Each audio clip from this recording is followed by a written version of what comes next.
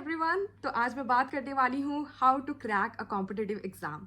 मैं अपनी वो 4 स्ट्रैटेजी शेयर करूँगी जिसके बेसिस पे मैंने multiple level of competitive exams crack किए हैं, जैसे कि IIT JEE, CAT, XAT, SSC, RBI grade B, UPSC। मैं अपनी स्ट्रैटेजीज अब आपके साथ शेयर करती हूँ। पहली जो चीज़ है वो है फेस द रियलिटी। तो अगर मुझे पता है कि मुझे इस दिन को जाके ये एग्ज़ाम देना है तो मैं किस चीज़ का इंतज़ार कर रही हूँ।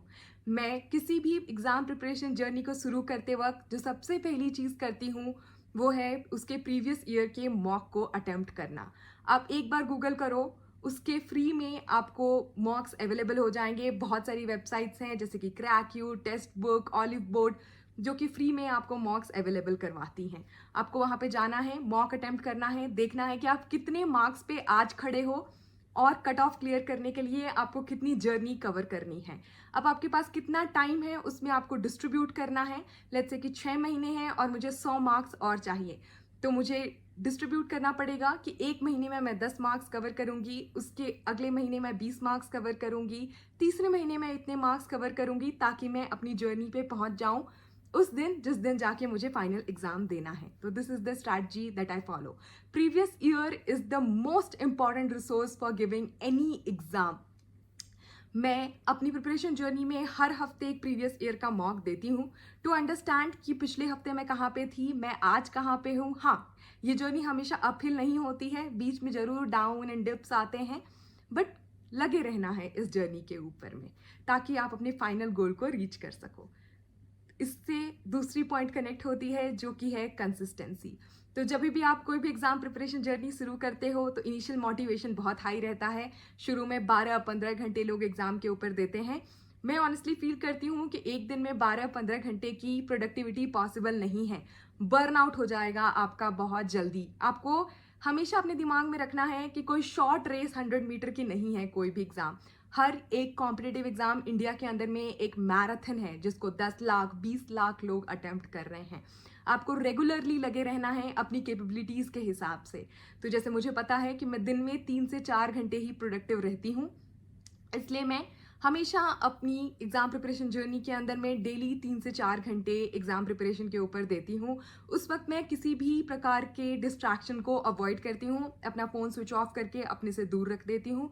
अपने फैमिली वालों को भी बोल देती हूँ कि मुझे इस टाइम से इस टाइम के बीच में बिल्कुल भी डिस्टर्ब मत करना। ट्रस्ट मी, आपको लगता होगा कि आप कोई एक नोटिफिकेशन मिस कर दोगे, किसी के मैसेज का रिप्लाई करो नहीं कर पाओगे तो कोई बहुत ही डिजास्टर आ जाएगा वर्ल्ड में। Honestly no, nothing is going to change अगर आप 3-4 घंटे बाद किसी को रिप्लाई कर दो, रिस्पॉन्ड कर दो। तो कंसिस्टेंसी हमेशा मेंटेन करके रखना है। जैसे कि मैंने पहले भी बोला, जर्नी बिल्कुल कर्वेचर में चलने वाली है, बट इस कर्वेचर पे कॉन्स्टेंटली लगे रहना है, तभी जाके आप अपनी मंजिल तक पहुंचोगे। तीसरी जो चीज़ है वो है choose exam that aligns with your strength. तो आपको सेल्फ कैपेबिलिटी असेसमेंट करना है, समझना है कि आप किस चीज़ में अच्छे हो। जैसे personally over the years I have realised कि मेरा क्वांटिटेटिव एप्टीट्यूड काफ़ी अच्छा है, मैं रीजनिंग में अच्छी हूँ, मेरा इंग्लिश मीडियोकर लेवल का है, बट मैं जनरल अवेयरनेस में उतनी ज़्यादा अच्छी नहीं हूँ। मुझे करंट की जानकारी है बट स्टैटिक के अंदर में मैं थोड़ी डमाडोल हूँ इसलिए मैं हमेशा वो एग्ज़ाम्स के ऊपर फोकस करती हूँ जहाँ पे मैं अपनी स्किल्स पे खेल सकूँ। मैं अभी 18-19 साल की बहुत ही यंग एज में नहीं हूँ जहाँ पे मैं अपनी कैपेबिलिटीज़, नई कैपेबिलिटीज़ बिल्कुल ग्राउंड जीरो से बिल्ड कर सकती हूँ। मैं 26 साल की उम्र में हूँ जहाँ पे मैं हमेशा अपनी कोर स्किल पे फोकस करके और आगे बढ़ना चाहूँगी मिनिमम टाइम दे के। इसलिए अगर आप इस एज ग्रुप में हो तो मैं सजेस्ट करूंगी कि प्लीज़ एक नई चीज़ बिल्कुल ही शुरू करने से पहले थोड़ा सोचो। आप हमेशा अपनी स्किल्स के ऊपर ज़्यादा फोकस करो एज कम्पेयर टू कोई एक नई चीज़ कंप्लीटली ग्राउंड जीरो से बिल्ड करने में। क्योंकि आपको समझना है कि कॉम्पिटिटिव एग्जाम के अंदर में वो लोग पेपर दे रहे हैं जो 5 सालों से 6 सालों से लगे हुए हैं, तो आपको उनको बीट करने के लिए हमेशा अपने फोकस एरिया के ऊपर में ध्यान देना पड़ेगा। चौथी जो सबसे इंपॉर्टेंट चीज़ है वो है treat an exam like an exam. तो मुझे बहुत ही खराब लगता है जब मैं लोगों को देखती हूँ जिन्होंने किसी एग्जाम को अपनी लाइफ एंड डेथ बना लिया है कि ये एग्जाम नहीं होगा तो it's end of the world. Trust me, life's gonna work out in one way और द अदर। खुद के बाजुओं पे हिम्मत होनी चाहिए कि मैं कहीं ना कहीं से जाके सक्सेस अपनी लाइफ में पा लूंगी।